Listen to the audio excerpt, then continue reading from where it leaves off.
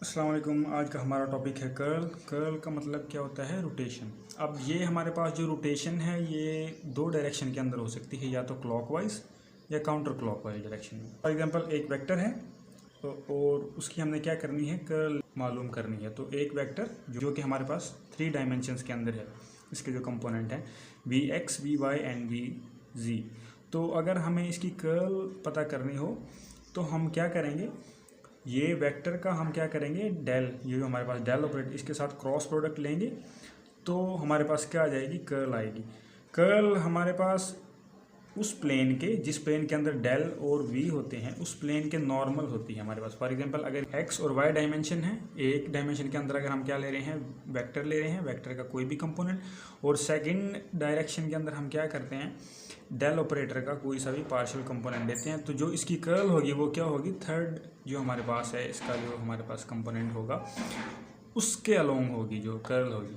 अब for example अगर यहाँ पे पेज है, पेज एक्स वाई डायमेंशन में है, तो इसकी कर्ल या तो हमारे पास थर्ड डायमेंशन में यानी आउट ऑफ द पेज होगी या इनटू द पेज होगी।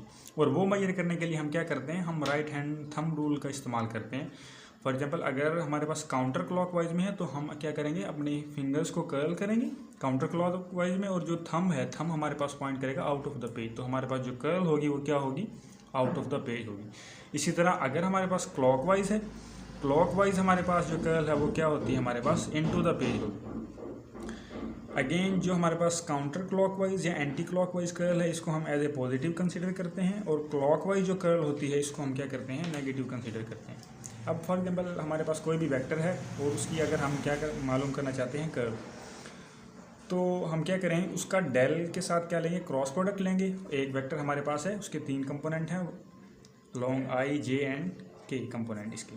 और इसी तरह जो हमारे पास डेल ऑपरेटर होता है, ये क्या होता है हमारे पास, डेल ओवर डेल एक्स इसका i component, del over del y j, और डेल ओवर डेल जी ये अलॉन्ग जी एक्सिस इसका के कंपोनेंट होता है।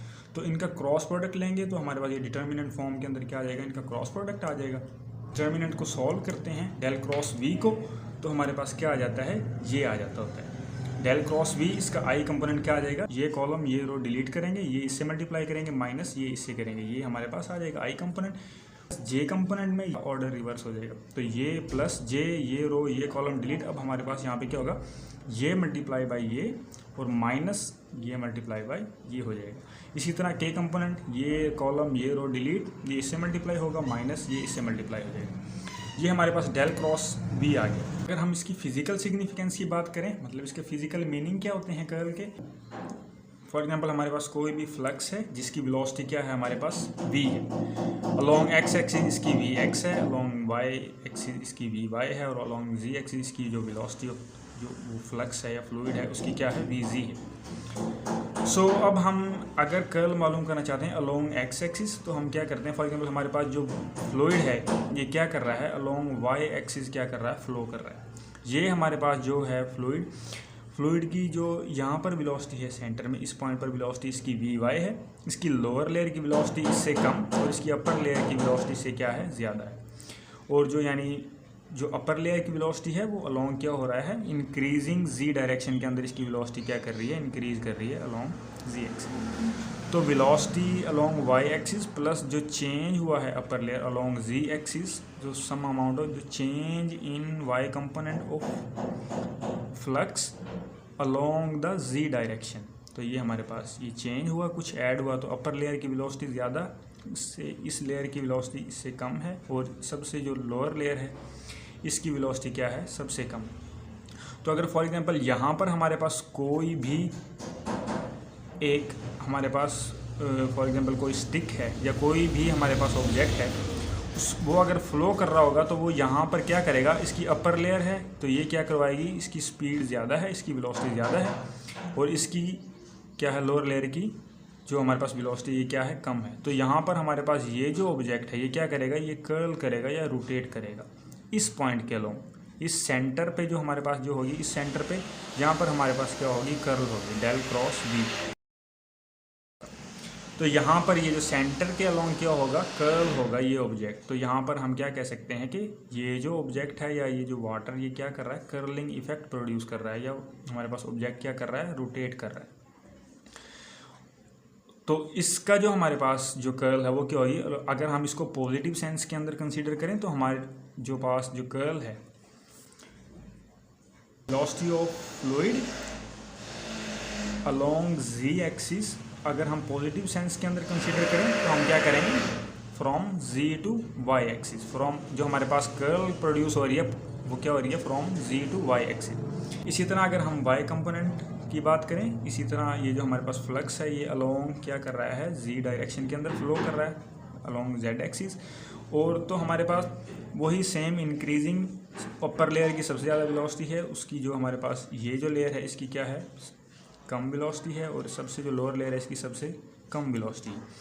तो अगेन जो हमारे पास वी जी कंपोनेंट है इसके अंदर जो चेंज है अलोंग वाई, जो हमारे पास वेलोसिटी के जी कंपोनेंट के अंदर चेंज है ड्यू टू वाई एक्सिस, वो हमारे पास क्या हो जाएगा, इसके अंदर ऐड हो जाएगा। इसी तरह ये लोअर, तो यहाँ पर भी ये क्या होगा, हमारे पास वेक्टर क्या हो रहा होगा, कर्ल हो रहा होगा।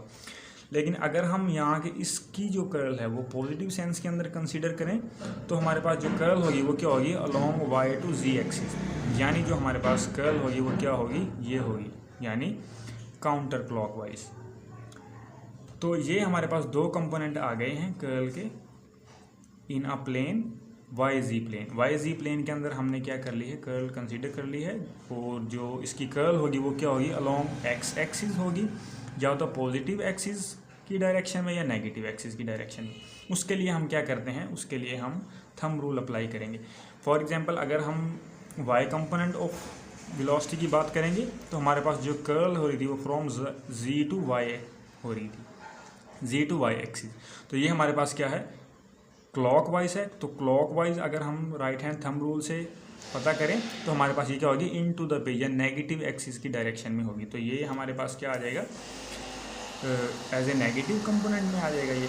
और सेकंड ये जो कर्ल है हमारे पास फ्रॉम वाई टू जी, जो जी कंपोनेंट ऑफ फ्लक्स जो वेलोसिटी है वो हमारे पास क्या आ जाएगा, एज ए पॉजिटिव। इसी तरह जब हम टोटल कर्ल मालूम करें अलोंग ऑल थ्री एक्सिस तो हमारे पास टोटल क्या हो जाएगी, ये कर्ल इन तीनों कंपोनेंट्स को हम क्या कर देंगे, ऐड कर देंगे। सो ये प्लस ये एंड प्लस ये, curl along X axis, along Y axis and curl along Z axis.